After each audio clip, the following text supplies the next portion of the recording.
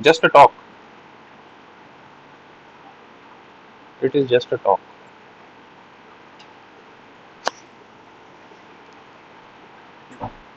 To initiate the discussion, that's it.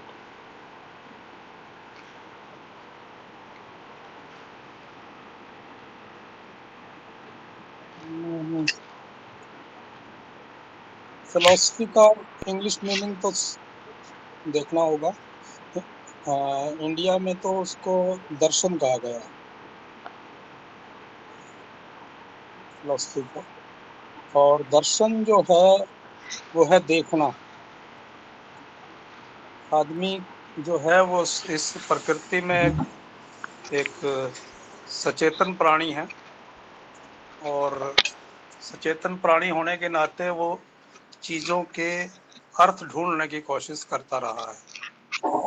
जब से इस धरती पर उसका आगमन हुआ और उसमें चेतना आई, तो उसने उसका अर्थ ढूंढना शुरू किया। इस अर्थ ढूंढते हुए ही शुरू में जो प्राकृतिक धर्म है वो पैदा हुआ। प्रकृति की हर चीज में शक्ति देखता है, और फिर आगे जाके उन प्राकृतिक शक्तियों को लेकर आस्था और कर्मकांड पैदा हुए, और उनके प्रति एक पूजनीय भाव जो है वो पैदा हुआ। तो ये जो शुरुआती जो उसकी खोजने की प्रवृत्ति थी, जानने की प्रवृत्ति थी, उसने आगे चलकर शुरुआती धर्म को जन्म दिया। थोड़ा सा रिपीट करोगे, किसके प्रति पूजनीय भाव पैदा हुआ? प्रकृति के प्रति। प्रकृति के अंदर जिन चीजों से वह या तो डरता था, या जिन चीजों से उसे फायदे होते थे, बार बार फायदे होते थे, या जिनके बारे में वह समझ नहीं पा रहा था लेकिन उससे वो बहुत ज्यादा प्रभावित होता था, वो उन चीजों के बारे में जब उसने सोचना शुरू किया, तो धीरे धीरे धीरे धीरे हजारों सालों में उनमें एक ये महसूस किया कि इनमें कोई अलग शक्ति है, इनमें कोई परम शक्ति है। और फिर धीरे धीरे उनमें देवत्व भाव का जो है वो आस्था जो है वो पैदा हुई, और बहुत आगे चलकर वो चीजें उसके लिए पूजनीय बन गई। वो पीपल को पूजने लगा, वो सांप को पूजने लगा, पहाड़ को पूजने लगा, और इस तरीके से जो है वो देवता जो है वो देखने लगा। बिजली जो है, आकाशीय बिजली है, बरसात है, इन सारी चीजों में वह एक एक परम शक्ति जो है कोई इस तरह की है, इनमें शक्तियां हैं और उन शक्तियों के कारण यह हो रहा है। तो इस तरीके से उनमें देव भाव और देव भाव की जो ये विचार थे, ये आगे चलकर पूजनीय कर्म कांडों से जुड़ गए। भारत के अंदर जब और ज़्यादा विकास हुआ, खास करके लेटर वैदिक पीरियड में, जब खेती का विकास हो रहा था, हालांकि इससे पहले भी हड़प्पा पीरियड में भी विकास रहा, लेकिन उस बारे में हमें बहुत ज़्यादा पुख्ता जानकारियां नहीं हैं। कर्मकांड और आस्थाएं वहाँ भी थी, लेकिन जहाँ से हमें जानकारी मिल रही है भारतीय दर्शन और इनके बारे में, तो उत्तर वैदिक काल में आके ये जब खेती का विकास हुआ और राज्यों का विकास हुआ और कबीले टूटकर राज्य बनने लगे, ऐसी स्थिति के अंदर जो जो दर्शन है उसका विकास हुआ है। लेटर वैदिक पीरियड में आके दार्शनिक सोच का विकास हुआ। जिन चीजों में वह शक्तियां देख रहा था, अलग अलग देवता देख रहा था, देवियां देख रहा था, तो वहां जाके एक इन सब में सत्य क्या है, इन सब में सत्य की खोज करता हुआ वह अंततः एक ब्रह्म पर पहुंचता है। मैंने मैंने सत्य खोज लिया। वो सत्य जो है वो था कि सब में ही एक ही है, दो नहीं है बल्कि एक ही है। सॉरी, पहले दो नहीं, पहले सब में एक ही है, तो एक ही सत्य है और बाकी सत्य उसी के ही हिस्से हैं। इस तरीके से जो प्राचीन काल के जो भारतीय ऋषि मुनि थे, उन ऋषि मुनियों ने जो है वो एक सत्य की खोज जो है वो की। अगर हम इसको साइंटिफिकली देखें तो ये जो सोच शुरू हुई, मनुष्य की जो जो जानने की प्रवृत्तियां शुरू हुई, जो अर्थ निकालने की, सार निकालने की प्रवृत्तियां शुरू हुई, ये प्रवृत्ति इसी भौतिक जीवन से ही पैदा हुई थी। लेकिन विज्ञान नहीं था उस जमाने में, और जब विज्ञान नहीं है तो सिर्फ और सिर्फ लॉजिक से अर्थ निकालने की कोशिश की जाती है, और फिर सोच में ही और लॉजिक ढूंढता ढूंढता ढूंढता ढूंढता ऋषि जो हैं वो अर्थ निकालने की कोशिश कर रहे थे। विज्ञान का अर्थ होता है एक ऐसा सर्कल जिससे हम विज्ञान से जो है वो आइडिया पैदा होता है, चेतना पैदा होती है प्रकृति से, भौतिक जगत से, और फिर आदमी उसको फर्दर ढूंढने की कोशिश करता है, और इस तरीके से बार बार बार बार इसी प्रकृति में से ही सत्य ढूंढने की कोशिश करता है। इसलिए ये जो सर्कल जो प्रकृति की तरफ आता है और नई सच्चाई ढूंढ के फिर आइडिया पैदा होता है, फिर आइडिया विकसित होता हुआ फिर प्रकृति की तरफ आता है, इस तरीके से ये जो सर्कल होता है सोचने का, ये तो विज्ञान और वैज्ञानिक दर्शन का सर्कल होता है। लेकिन जब विज्ञान नहीं है तो आदमी सोचने लग गया था, तो जब वह सोचता हुआ अर्थ निकालने की ढूंढने की कोशिश करता रहा।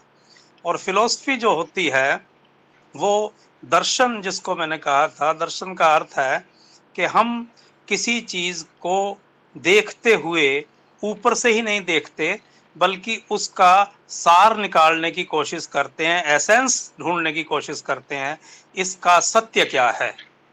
और ये जो सत्य है वो जो चीज हमें दिखाई देती है उससे हमें दूर ले जाता है, दूर अर्थ ढूंढने की, या तो उसके अंदर ले जाता है या फिर उससे दूर ले जाता है। तो जो दूर ले जाने वाली फिलॉसफी है, प्रकृति से दूर ले गया चिंतन, और चिंतन जाके कहीं बाहर अर्थ ढूंढता रहा, और अंततः उसने एक परम शक्ति की खोज कर ली, और उसने कहा कि मैंने सत्य पा लिया है, और वो परम सत्य है, परम आत्मा है, और बाकी चीजें उसकी उसकी ही हिस्से हैं, आत्माएं हैं। और इस तरीके से ये भारतीय दर्शन उपनिषदों में आके जो है वो सामने आता है। ये जो उपनिषदों में दर्शन आया है, ये आगे जाके इस पर चर्चाएं चलती रही हैं, और आगे जाके इसमें से वेदांत दर्शन डेवलप होता है। वेदांत दर्शन वैसे तो वेदों का अंत या वैदिक युग का अंतिम भाग कहा जा सकता है। उसके बाद जो उपनिषद दर्शन है वेदांत के रूप में, यह भारतीय समाज के अंदर जो मुख्य धारा है वो उसके रूप में आगे चलता रहा है। भागवत गीता में भी मुख्यतः यही है, जो भक्ति आंदोलन है उसके अंदर भी मुख्यतः यही है, विवेकानंद है उसमें भी मुख्यतः यही है, और गांधी जो है उनमें भी मुख्यतः यही है। तो वेदांत दर्शन जो है कि उसके अंदर कुछ भाग तो पैदा हुए हैं, जैसे हम देखते हैं कि ये प्रकृति और परम आत्मा दो अलग अलग हैं, तो ये द्वैत दर्शन बोलते हैं इसको, दो हैं या अलग अलग। और अगर ये दोनों एक ही हैं तो अद्वैत हैं। तो पहले द्वैत के रूप में दर्शन को देखा गया, फिर अद्वैत के रूप में देखा गया। और अद्वैत जो है उसका मतलब है कि परम शक्ति और ये जो प्रकृति है, सृष्टि है, दोनों एक ही हैं, और इसी में ही वो समाया हुआ है। और जिसको हम रस्सी समझ रहे हैं, या क्या था वो जो शंकराचार्य देते हैं कि उसको सांप समझ रहे हैं रस्सी को, उसी तरीके से हम जो है इस भौतिक जगत को असलियत समझ रहे हैं, और वास्तव में यह असलियत नहीं है, वो एक परम शक्ति ही है। तो इस रूप में वेदांत दर्शन शंकराचार्य के टाइम में आके शिखर पर पहुंचा। लेकिन अगर सब कुछ एक ही है तो इसके अंदर कोई इसमें मनुष्य की भूमिका तो लगभग खत्म हो जाती है।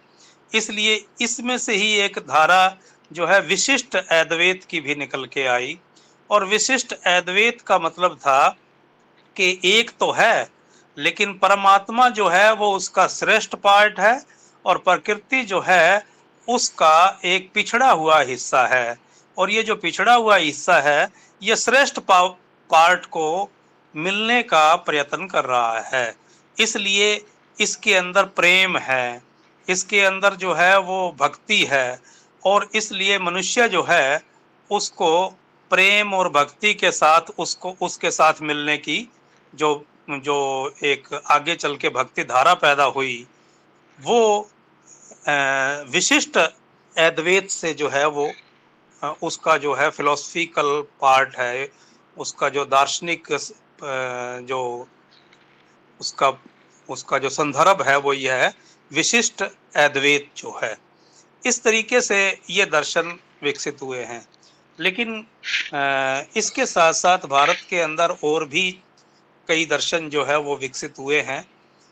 जैसे लोकायत है, तो लोकायत तो लोक दर्शन को ही कहा गया है। लोक दर्शन जो होता है उसके अंदर जो है वो आस्था भी कई जगह आस्था भी नहीं थी। तो जो जो जिसमें आस्था नहीं है तो नास्तिकतावाद है, उस लोक दर्शन के अंदर नास्तिकतावाद भी रहा है। इसी तरीके से सांख्य, जैमिनी वगैरह ये दर्शन और दर्शन डेवलप हुए हैं, उनके बारे में थोड़ा डिटेल से डिस्कस करके ही उस पर बोला जा सकता है। और दर्शनों के बारे में बौद्ध और जैन दर्शन डेवलप हुए हैं, बौद्ध और जैन धाराएं डेवलप हुई हैं, उनमें भी आगे चल के दर्शन जो है वो आया। जो है बौद्ध दर्शन के अंदर जो है वो क्या कहते हैं शून्य दर्शन नागसेन का जो है वो आया। तो इस तरीके से ये दर्शन विकसित हुए हैं। तो ये जो सारे दर्शन हैं इनमें लोकायत वगैरह को छोड़ के जो बहुत ही हम कह सकते हैं कि अर्ली स्टेज के प्रारंभिक समय के मेटीरियलिस्टिक फिलॉसफी है, उनमें एक सीमा तक मेटीरियलिस्टिक फिलॉसफी जो है वो विज्ञान के विकास के बिना विकास नहीं कर सकती थी। इससे पहले जो दर्शन अपने शिखर पर पहुंचते हैं वो आइडियलिस्टिक ही हो सकते हैं, और आइडियलिस्टिक फिलॉसफी जो है वो तर्क से, और जिसको हम कह सकते हैं कि क्या कहेंगे जो शब्द किसी चीज को ढूंढने के लिए एक जो है अंदाजे लगाए जाते हैं, अंदाजे लगाते लगाते वहां तक पहुंचते हैं। तो इस तरीके से मेटीरियलिस्टिक फिलॉसफी आधुनिक युग से पहले प्रिलिमिनरी स्टेज के ऊपर ही आपको देखने को मिलेगी। यूनान में जो है वहां पे इसका विकास हुआ है, इस दिशा में, वो अलग से पढ़ने की जरूरत है। आधुनिक युग में आके जब दो इंस्ट्रूमेंट जो है उन्होंने बड़ी भूमिका निभाई है।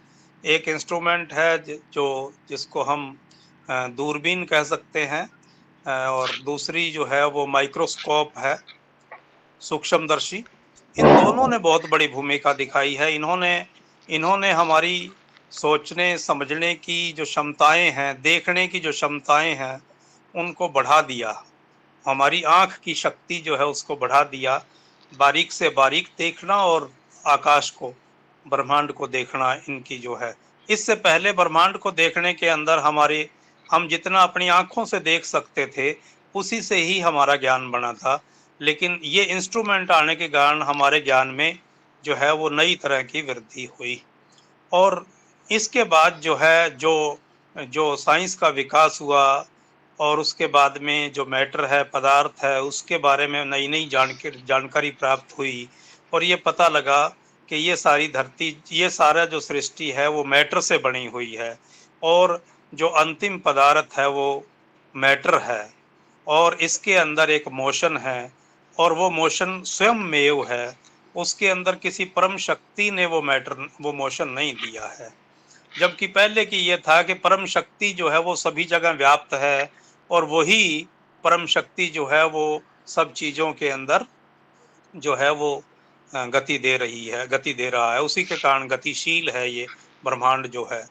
लेकिन नई फिलॉसफी में ये आया कि ये अपने आप ही गतिशील है और कोई परम शक्ति इसको गति नहीं दे रहा है और जो मनुष्य के अंदर जो विचार और चेतना पैदा हुई है वो मैटर की ही रिफ्लेक्शन से पैदा हो रही है। ये सारे विचार जो है वो आए हैं और ये चलो इस पे डिटेल में तो नहीं जाने की जरूरत है, आप सभी लोग तो जानते हैं इस बारे में, कोई मैं क्या कहूँ। और इसके साथ साथ जो जो विज्ञान का विकास होता चला गया, ये विचार जो है और गहरा होता चला गया। इस प्रकृति के नियमों की जितनी खोज हुई उससे और गहरा होता चला गया और इस तरीके से पदार्थवादी दर्शन 18वीं 19वीं शताब्दियों के अंदर कन्फर्म हुआ। लेकिन आगे चलकर हम देखते हैं कि जो जो नई खोजों के बारे में जिसको गौरव ने बताया था, इलेक्ट्रोमैग्नेटिज्म है या एटम के अंदर आगे जो है वो इलेक्ट्रॉन, न्यूट्रॉन, प्रोटॉन की बात आई, तो फिर एक 19वीं सदी के आसपास आते आते जो एम्पीरियलिस्ट थिंकर्स थे उन्होंने ये कहना शुरू किया कि जो मैटर है, जिस पदार्थ का जो अंतिम रूप एटम था, तो अब एटम जो है वो भी उससे आगे जो है बहुत सारी चीज़ें पता चल गई हैं, तो इसलिए अब पदार्थवादी दर्शन जो है वो अपनी वैलिडिटी खो चुका है। इसका जवाब 1909 में लेनिन ने जो इम्पीरियो क्रिटिसिज्म के नाम से जो बुक लिखी उसमें दिया और उसने कहा कि ये जो मटेरियलिज्म है ये कन्फर्म हुआ है, न कि ये इसकी वैलिडिटी खत्म हो गई है। इस तरीके से उस बुक के अंदर लेनिन ने उस जमाने में जो नया साइंस का जो नया ज्ञान आया उस ज्ञान के आधार पर मटेरियलिज्म को कन्फर्म किया। ठीक यही चीज जो राजिम वाले हैं वो आज के युग में कर रहे हैं। आज के युग में जब इलेक्ट्रोमैग्नेटिज्म है और दूसरा आपके क्वांटम है, यहाँ आके जो मैटर जो है उसके जो फॉर्म्स हैं वो आपको नज़र नहीं आते। एक ऐसी स्टेज में पहुंच जाते हैं हम जहाँ पे जो जिसको ब्लैंक कहते थे उसके अंदर भी जो फील्ड कहते हैं, उस जिसको फील्ड कहा गया, ब्लैंक के अंदर भी मेटीरियल मैटर है। खाली जगह नहीं है इस दुनिया में, इस ब्रह्मांड में कोई खाली जगह नहीं है, सब जगह मैटर के फॉर्म्स हैं। वो वेव्स के रूप में भी हो सकते हैं, जबकि पहले ये समझाया था कि वेव जो है मैटर नहीं है। क्वांटम की भी जो भी परिभाषा साइंस की आप जानते हैं वो देते हैं। लेकिन ये स्थिति, अब ऐसी स्थिति में आके एक तरफ तो ये जल लगता है कि भाई जो ब्रह्म भाव था वही सब जगह है और ठोस जो मैटर है वो नहीं है, बल्कि जो ब्रह्म भाव है उस तरफ। इसी तरीके से ऐसी स्टेज में आके मेटीरियलिज्म की बजाय आइडियलिज्म जो है उसका प्रचार होने लगता है। जैसे 1909 में लेनिन ने जवाब दिया था, उसी तरीके से आज उस नई जो स्टेज है साइंस की, उस पूरी साइंस का सार निकालते हुए राजिम वाले जो हैं वो मेटीरियलिज्म को कन्फर्म कर रहे हैं और यहाँ तक कन्फर्म कर रहे हैं कि जो आइडिया है वो भी मैटर का ही फॉर्म है और ये कहना कि वो अपने आप ही है, परम है, वो नहीं है, बल्कि मैटर की रिफ्लेक्शन से पैदा होता है और मैटर के अंदर जो है वो उसका इम्पैक्ट डालता है। इवन जो आज के टाइम में हम बोलते हैं और उस आइडिया जो बोल रहे हैं उस आइडिया को कंप्यूटर से इंटरफेस हो रहा है, तो इस तरीके से ये जो बुक है, इसका पढ़ने का मीनिंग यह है कि मैटीरियलिज्म कन्फर्म हो रहा है या हम वापिस आइडियलिज्म की तरफ जा रहे हैं। राजिम वाले ने यह सिद्ध किया है कि नहीं, आइडियलिज्म की तरफ नहीं बल्कि मैटीरियलिज्म कन्फर्म हो रहा है। इसलिए इस बुक को आज के हिसाब से पढ़ने की जरूरत है। Thank you. Over.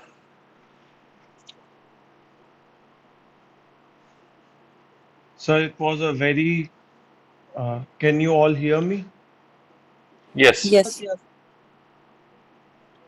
Sir, it was a very good introduction and it summarized things very well. I have one question. When you say that when we read this book, we have to see whether we are going back to idealism or we are going ahead with materialism. I would like to know what do you mean by that? क्या क्या हम idealism में वापस जा रहे हैं? इसका मतलब क्या यह है कि जो एक explanation थी that everything has come from one super idea, from one super ego or God, are we going back to that explanation? Because मैं ये सोच रहा हूँ जैसे पहले explanation दी गई कि सब कुछ एक एक परमात्मा से निकला है, everything around us has come out from that one bigger idea.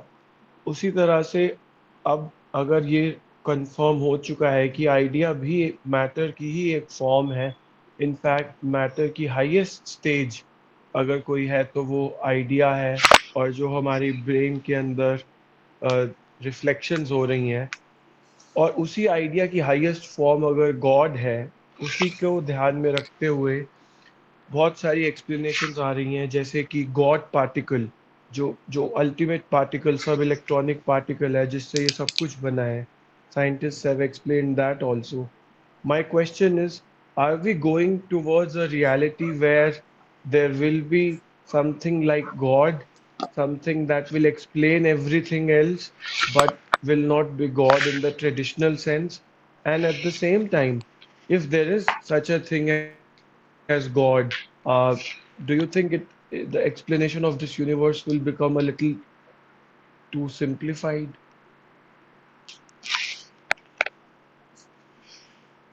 इस बुक ने तो यह सिद्ध किया है कि मैटीरियलिज्म कन्फर्म हुआ है।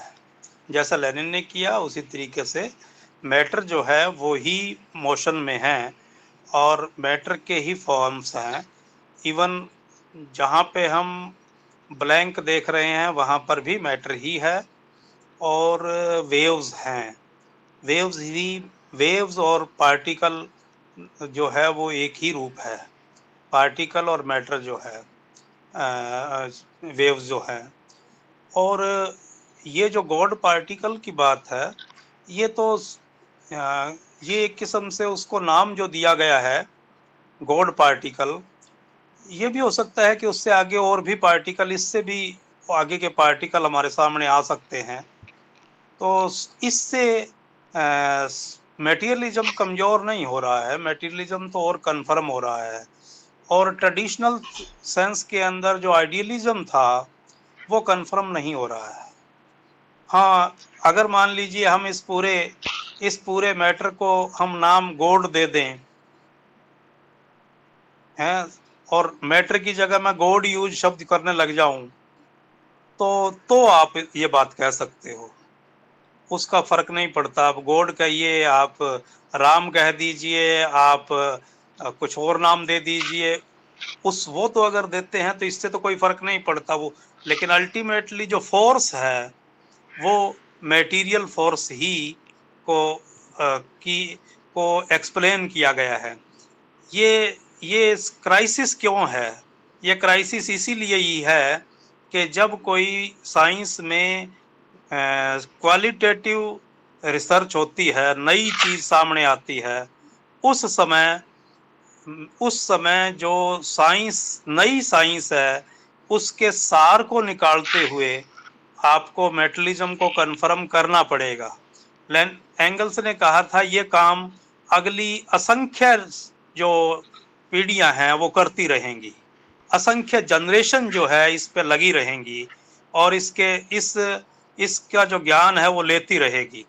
फर्क यह है कि जो आइडियलिज्म है वो ये कहता है कि जो ये सत्य है, इस सत्य को जाना नहीं जा सकता। इस सत्य यानी जो मैटर है, इसके पूर्ण सत्य को जाना नहीं जा सकता। मैटेरियलिज्म यह कहता है कि इसके ये पूरा सत्य जानने योग्य है और लेकिन जाना जाने वाला है, लेकिन अभी तक हमने नहीं जाना है, लेकिन इसके अंदर अगली पीढ़ियां लगी रहेंगी। अगर इस काम को नहीं किया जाता है तो फिर हम पुरानी स्थिति में ट्रेडिशनल जो फिलॉसफी है उसमें पहुंच सकते हैं। अगर मान लीजिए आज के टाइम में जैसे राजेम वाले जैसे लोग हैं, अगर ये काम नहीं करते हैं तो फिर आप जो परम शक्ति वाली, जो ईश्वर वाली, गॉड वाली जो फिलॉसफी थी, आप उस साइड, उस दिशा के अंदर लौट सकते हैं। ऐसे क्राइसिस में बहुत लोग लौटते भी हैं, लेकिन इसी डायलेक्टिक्स के अंदर आइडिया आगे बढ़ता हुआ मटेरियलिज्म भी एक नई स्टेज पर पहुंच जाता है। और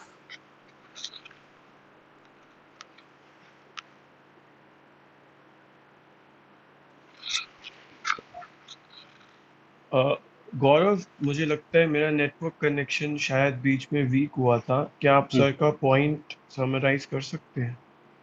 Yes, I can. However, the meeting is getting recorded, so need not worry. Uh, I think that he said that the materialism has been confirmed due to the new discoveries, and the new discoveries in the science has provided a material base to the materialism, and this is yet again confirmation of the materialism, and it has been properly explained by Lenin in his book Empirio-Criticism and the Materialism in 1909. And fortunately, Anil Rajamwale has dedicated a chapter to Empirio-Criticism in this book. So that will be very interesting. Second thing is that the speculative phenomena within the materialism, because of its speculative nature and because of its unknown, unpredictable nature of the quantum and electromagnetism, there is a tendency among the scientists and among the philosophers to go back towards the idealism to get quick answers rather than going into the deeper as to find the essence. They are more prone to go towards the agnosticism. It is better, the word agnosticism is better, because agnosticism says that uh, the word cannot be known, and if we uh, hand over everything to the philosophy of God, that God is the ultimate reality, it turn around or turn about to be a agnosticism in another sense. So there is a tendency that scientists and the philosophers may go, and they are going towards agnosticism and towards idealism, and the reason is that because of the unpredictable and the speculative nature of the materialism. Just a minute, Aman. Thank you for raising hand. It's okay. It's okay. That is not offending me. So another thing is that there is a confusion. There is a confusion with the definition of the matter, and it is also among the materialists that what is matter, because the confusion lies in the fact that, or in the word matter itself, because natural science explains matter as if that it is something that carries weight, that carries mass, that occupies space, and that something that is something that is palpable, right? For example, a stone is matter. For example, air is matter.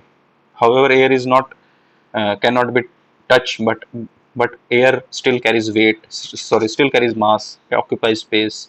So this is the definition of matter in the scientific community.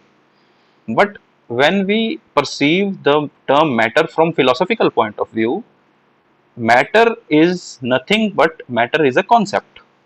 So this, if we perceive matter from philosophical aspect, then this confusion will be obliterated, and this क्या बोलते हैं this dichotomy, this dichotomy between the idea and the matter will vanish away. This is the problem, because when we see matter as something outside and idea as something inside, then we create a dichotomy, then we create a binary between idea and matter. But if we enter into the very essence of the matter through taking matter as a concept, then we will find that matter is expressed in the form of idea. Matter is expressed in the form of idea, and that idea is nothing but matter, both in the form of its constituency as a constituent part of it, and uh, also the also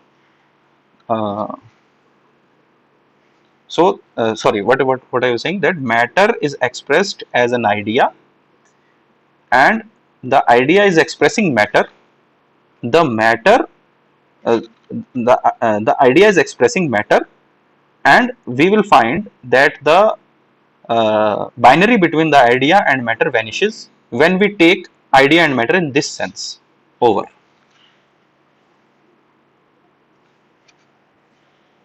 Uh, Thank you, Gaurav, for your response. I would like to say something else also if someone else is not saying anything. Yes, yes, continue. I would take a brief detour here, and I would like to say that the idea of God is not merely, it was not all just about explaining the origin of this universe and this world around us. God का idea सिर्फ ये explain करने के लिए ही नहीं था. God was also and in fact is also for those who are believers more than an explanation of events happening around the individual, including the individual's origin. God is morality. God is also companionship in the life of an individual, so on and so forth. God is also ultimate redemption from all suffering that an individual faces in one's life.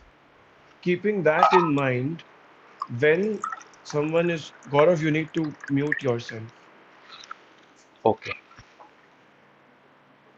Thank you so much. Yes. So keeping that in mind, that God wasn't an idea that was used to explain the universe, but also was much more than that and touched upon concepts such as morality and companionship of an individual, not merely other individuals, but human being a social animal, also required that one ultimate companionship during suffering. And in this way, the idea developed and went into higher stages. With the emergence of materialism, particularly in the 20th century, this idea was questioned and rejected, more or less. Along with it was rejected all its other forms, not merely the one that touches upon explanation of the universe. And we saw rise in mental health issues. We saw along with it rise in loneliness. And as this idea was rejected, we in fact even saw morality under question. And I'm not saying it with respect to the two world wars. At different levels, human beings also started questioning morality because the base had been questioned. In the current context, where we have reached at a different stage of materialism, are we going back to these other roots? Because in the information era, as we are seeing that all of these things that were questioned during the modern times, in the post-modern times, they are more or less going in crisis. Uh, on internet where there is no anonymity, where we say time and space have collapsed, but other ways in which human beings associated themselves with this universe are being questioned. Simply speaking, people are losing faith in humanity in the information era, because under the garb of anonymity, they are saying things that they will not really say in the real world. So I hope my point has been, I hope I've been able to put my point across, and it's open for discussion. Yes, Aman, continue. एक तो definition of matter मुझे clear नहीं हुई, दूसरा idealism और agnosticism कितना relatable है, क्योंकि जनरली क्या है कि एग्नोस्टिसिज्म एथिज्म के साथ साथ यूज किया जाता है ना, कि okay off this materialistic idea में बिलीव करते हैं, बट ओपन टू कि ठीक है इफ यू प्रोवाइड प्रूफ या if it is proven, as far as I know उस वे में है। और दूसरा जो गॉड का वो एक्सप्लेन कर रहे थे Raghav, I don't necessarily agree to most of the part, reason being God कहाँ से ओरिजिनेट हुआ या कहाँ से कॉन्सेप्ट ओरिजिनेट हुआ, that was well explained by Rameshwar sir. उसके बाद मोरालिटी से या कंपेनियनशिप से या रिडेम्पशन से, that was used because initially हमारे पास इन सब चीज़ों के लिए और कोई एक्सप्लेनेशन नहीं थी। रिडेम्पशन हम और किसी चीज़ से नहीं कर सकते थे, जैसे कि वी डिडंट नो कि ये वाली बीमारी क्यों फैल रही है, वी डिडंट नो कि कोई भी अर्थक्वेक आ रहा है तो क्यों आ रहा है। तो that was the ultimate thing, if we don't know anything तो हम गॉड को यूज़ कर रहे हैं उसमें, है ना। वही एमरजेंस का ही पॉइंट है वो तो। और मोरालिटी से तो इट इज़ बीइंग सेड कि मोरालिटी या ड्यूटीज से हमारे को जोड़ता है, but it is not necessarily true. The concept of God, the concept of different concepts emerging from this concept itself can make us very immoral also, ठीक है। तो morality has something to do with कि हम अपनी society से क्या सीख रहे हैं या क्या डर रहे हैं। For that we have law and order, and जो सोसाइटीज बिलीव नहीं कर रही हैं आर मोर हैप्पी और more moral, low crime rate, that also we have seen. And morality हमारे को सिखाने वाली सोसाइटी होती है। Nobody fears God, everybody will say कि भगवान का डर है इसलिए we are moral, but actually those will also lie, they will also cheat, because we have different. हमने तो उसी कॉन्सेप्ट में कितने सारी चीज़ें तो बना रखी हैं कि अच्छा ऐसा कर दिया तो ऐसे करने से ठीक हो जाएगा। So morality has something more to do with society rather than God. It is a false concept or narrative that is being widely distributed, not necessarily true.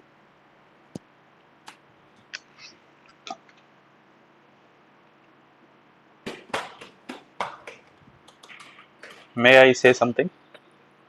हाँ जी। Or anybody else want to say anything? Okay, your Yes, network is weak. Your network Gaurav, is weak. All right. I really lost her voice. Can you just in brief tell me what her point is? She said that morality. She said that origin of God has been explained by RD, and its material. God has a material basis because of the lack of development of the science and technology and the particularly uh, required material circumstances for the development of the materialism, the scientific materialism that can be explained, that can be backed by empirical evidences, was not there. Therefore, the God as a philosophy evolved. And second point is that morality, as far as I understood, is that morality is something uh, that is uh, as Aman said, that is being devolved to us as a constituent part of the society rather than as a constituent part of the religion. Yes, but I have a different opinion. Maybe I am not properly getting. Morality has its material basis, right? The material conditions, material situations of the society, of a particular society or any society, defines the particular morality and particular values of the system, whether it is related, whether it is enshrined in the god, or in the enshrined in the religion, or whether it is general morality, general values. So there must be some material basis, and the material basis is well defined by in the form of means of production and the relations of production, and all these values are dependent upon the human productive activity. So that is the basis of the development of the morality, the development of the society, and the various values, interactions, and various relations of the people. So this is my understanding related to it. The another point is that, as Raghav said, that in the garb of anonymity, people are saying uh, infinite kind of things. So yes, it is a negative aspect of the internet, and the very we can say that uh, a human being is expressing himself more assertively. He is asserting himself in more open manner, and openness does not always means, sometimes it crosses the limits, right? uh, कहते हैं स्वाधीनता, स्वच्छंदता, और वो क्या बोल अराजकता, there is a very very less difference between them. So there is the tendency of anarchy. Certainly there is a tendency of anarchy in the today's internet world, and yes, there is also a material basis for it, because we have seen that the quantum phenomena are unordered. They are not they are not in order. The very anarchy of the nature, the very anarchy of the inner essence of the nature is now exposed to the human brain, human consciousness. So this is the reason that, as Raghav said, that we are seeing that anonymous people are behaving in a different, in a quite silly manner. So there is there the tenets of the matter, uh, the tenets of the quantum physics is now being interplaying with the consciousness of human being, and this is yet another confirmation of the materialism. Another thing that Aman asked about the agnosticism. Agnosticism is a concept that this term was coined by Kant, and agnosticism means that the word cannot be known. According to Kantian philosophy, there are two kinds of word: the one that can be known, the other that cannot be known. So uh, I use the term agnosticism to explain, to identify the flaw of the idealism. The flaw of the idealism is that because it hands over all the inquiry, all the investigation to the concept of God. That everything is everything is handed over to the concept God. That if rain is occurring, it is because of God. If somebody is sad, if somebody is sad, it is because of God. Another one is happy, it is because of God. So the realm of inquiry, investigation has been is handed over to the God, and handing something to the concept of God, or handing something to the realm of agnosticism are are quite similar. So in this context, I use this term over. Last one point. The God particle. The God part. There is no such thing called God particle. This is quite interesting. It was actually the goddamn particle, but one of the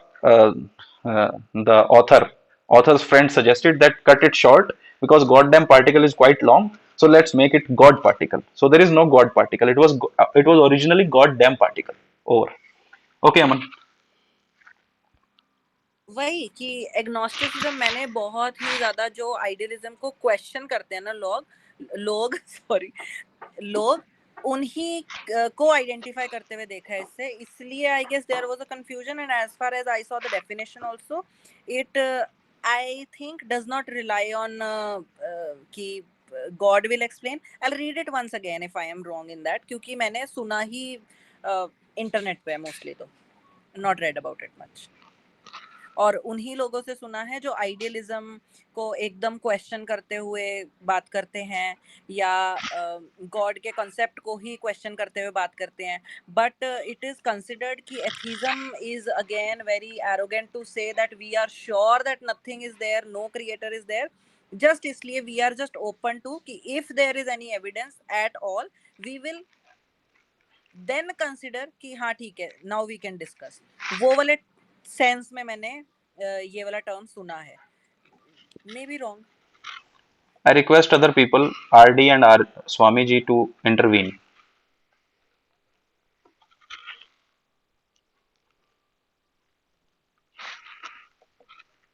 Swami sir कुछ कहेंगे? नहीं sir, मुझे ठीक है, ठीक, आपकी explanation बहुत अच्छी थी और लगभग मुझे बात समझ आई है. हाँ, जहाँ तक बात है कि आइडिया की तरफ हम जा रहे हैं या जैसा राघव कह रहा है कि क्या हम बैकवर्ड जा रहे हैं, मुझे लगता है कि बहुत बड़े पैमाने पर साइंस पढ़ने के बाद भी जो है वो रैशनलिज्म को और तर्क को नहीं. आप देखेंगे कि अभी भी बहुत ज़्यादा लोग जो है वो आइडिया को ही प्रेफर करते हैं या आइडिया में ही जीते हैं. अभी तक जिन सदियों का जो इम्पैक्ट है, जिन सदियों से हम निकल करके आए हैं और साइंस की डिस्कवरी जो हुई, जिसने जो है ना वो मैटर को पुख्ता किया है, मैटर को आगे बढ़ाया है, तो उस तरफ जो बहुत बड़ा हिस्सा है इंसानियत का वो नहीं पहुंच पाया है.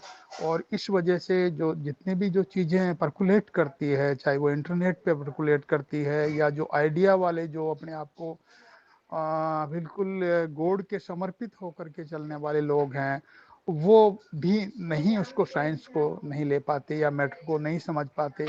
और मैटर को समझने में जो गौरव ने जो बात कही है वो बहुत इम्पोर्टेंट है कि matter as a form and matter as a concept. जब तक हम मैटर को इस रूप में नहीं देखेंगे तब तक हम आइडिया और मैटर को डिस्टिंग्विश ही करते रहेंगे और उसमें ही हम उलझे रहते हैं. और ज़्यादातर लोग इसी स्तर पर रहते हैं. मैटर को एज ए कंसेप्ट समझना बहुत ज़रूरी है अगर हम इसको फर्दर समझना चाहते हैं वर्ल्ड को. तो और ये जो नई जो आई है, रिसर्च आई है ख़ास तौर पर क्वांटम के बाद में, और अंदर मैटर ड्युअलिटी जिसको 19th सेंचुरी में जब आकर के और ये ड्युअलिटी देखी गई, तब से और भी ज़्यादा भ्रम फैलाया गया और ये कहा गया है कि हाँ अब तो मैटर ख़त्म हो गया है.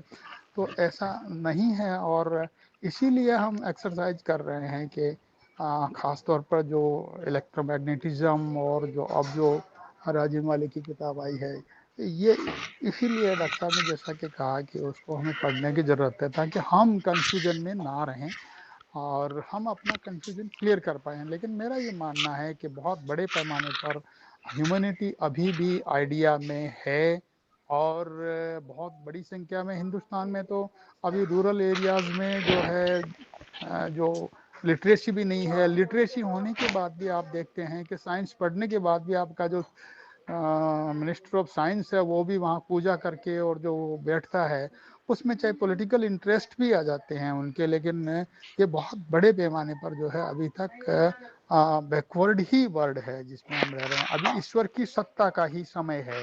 अभी मैटर की सत्ता का समय आने में हजारों साल लग सकते हैं, इसमें कोई दो राय नहीं है. तो हम अभी ईश्वर के साम्राज्य में ही जी रहे हैं मुझे लगता है. तो इस वजह से ये सारी जो बैकवर्डनेस की बात है, जिस तरह भी लगता है कि दुनिया उधर ही जा रही है, नहीं, ऐसा नहीं है. मैटर फर्दर स्ट्रेंथन हो रहा है. ओवर.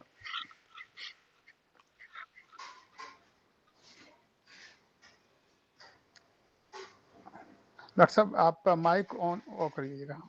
डॉक्टर आरडी आप माइक, हाँ, यस. हमें फिलॉसफी और सोशल रोल ऑफ फिलॉसफी दोनों को अलग अलग करना चाहिए. जो सोशल रोल है फिलॉसफी का उसको अलग करके देखना होगा. हमें लोग क्यों धार्मिक हैं, धर्म का विरोध या निंदा करना मकसद नहीं होना चाहिए कभी भी. लोग हैं उस पोजीशन में, उन लोगों को समझ तो सकते हो आप किसी की उसके लिए निंदा या ये नहीं कह सकते हम। और हर फिलॉसफी का अपना एक सोशल रोल होता है। बौद्ध ने भी निभाया है, जैन ने भी निभाया है, वेदांत निभा रहा है। और जब वो सोशल रोल निभाता है तो वो जो ह्यूमन, जिसको हम मोरालिटी और दूसरे क्वेश्चन है उससे जुड़कर निभाता है, वो संस्कार और विचारों में उसकी भूमिका होती है।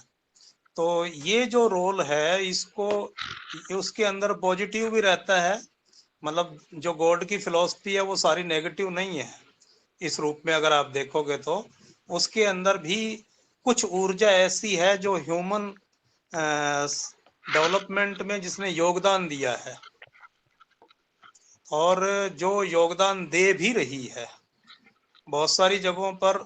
उसका उसका जो रोल है वो भी होता है, लेकिन उसके दूसरा रोल भी है, नेगेटिव भी है, क्योंकि जो समाज के अंदर जो डोमिनेटिंग जो क्लासेस और वर्ग लोग होते हैं वो भी उसका फ़ायदा उठाते हैं उस फिलॉसफी का। तो इसलिए हम जब फिलॉसफी की बात कर रहे हैं तो फिलॉसफी तक रहें, और जब उसकी सोशल इम्पैक्ट्स जो है फिलॉसफी के जब हम डिस्कस करें तब हम उसको मान देखें कि गॉड की ज़रूरत क्यों उस युग में पड़ी। और फिर गॉड गॉड नहीं बल्कि परम शक्ति कह सकते हैं आप, एक सुप्रीम आइडिया है। वो सुप्रीम आइडिया ने बहुत बड़ी रोल निभाया है भारतीय समाज में और दुनिया के समाजों में। नेगेटिव भी है उसमें, पॉजिटिव भी है, लेकिन उसको अलग से समझना भी चाहिए। यहाँ हम देख रहे हैं कि जो लास्ट जो ट्रुथ है अब तक जो साइंस ने दिया है, और उसके बाद हम उसको एसेंस रूप में किस लेवल तक पकड़ पा रहे हैं, ये क्वेश्चन यहाँ मेन है। और Yes, Raghav, you want to say anything? I will have to listen to the recorded response for this, There is some and network I'll get back to it later on. network issue है. Yes, it's very weak network and voice is cracking. Okay, okay. You may write your responses in the chat box. I am not able to hear other people is the issue that I am facing. You may please leave the meeting, join again, and aeroplane mode पे डाल के वापस on करो. Maybe you can. But you have recorded this also. Yes, everything is getting recorded, right? Okay. I would really want to specifically listen to the social role of philosophy and the difference between philosophy, which Mhm. sir has been explaining for the past 5 minutes. I'm particularly interested in understanding that. We will discuss it in detail in upcoming meetings, right? So, okay, I want to make a point here. Uh, what we to understand, as RD sir has just explained, to understand philosophy from in its objectivity. So we have to understand what is idealism, what is materialism, how both of them are interconnected, and what are their social roles. So certainly idealism has played a much higher social role, or we can say that मतलब बहुत ज़्यादा इसका प्रभाव है हमारे समाज पे. So that is a different question. But the point is that what is logically correct, and what is the material origin of materialism, and what is the material logic of idealism. That is, if we understand something, so we understand something at a laboratory stage. Cut it down, cutting it from various other its various other implications. So at the laboratory stage we can confirm that materialism and the matter is predominant to the idea. This is quite established, and it has uh, and we are trying to find the various tenets of the matter and its various implications on the human society. Over. Yes. Any other thing? मेरे ख्याल में आज के लिए तो इतना बहुत है. Hmm. Oh, one more point is important. I want to make one more point. Yes, certainly, very fruitful. हाँ, एक और पॉइंट इंपॉर्टेंट है. लास्ट पॉइंट से मैं खत्म करूंगा.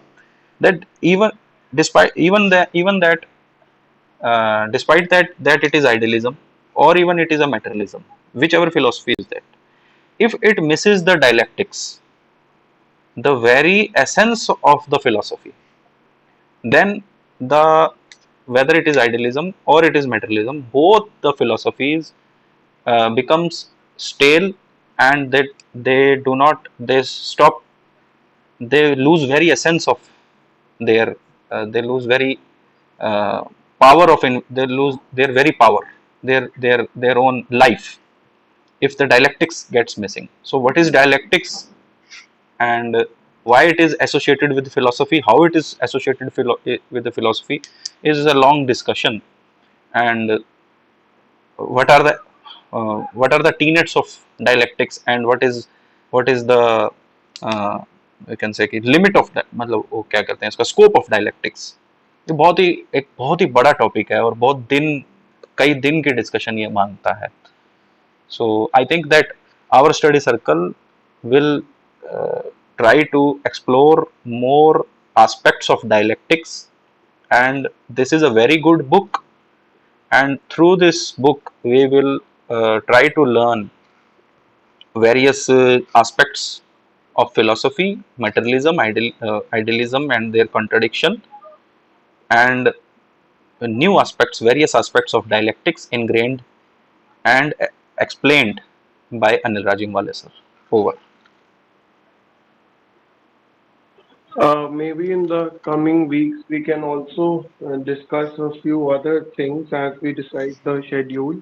Lately, I designed curriculum, AI curriculum for classes 9th to 12th, and I found that particularly interesting and to a point even unbelievable. The kind of things that they will study in these coming eras. I designed it after analyzing the curriculums of Ivy League universities in US and UK. So, in the coming weeks, maybe I can talk more about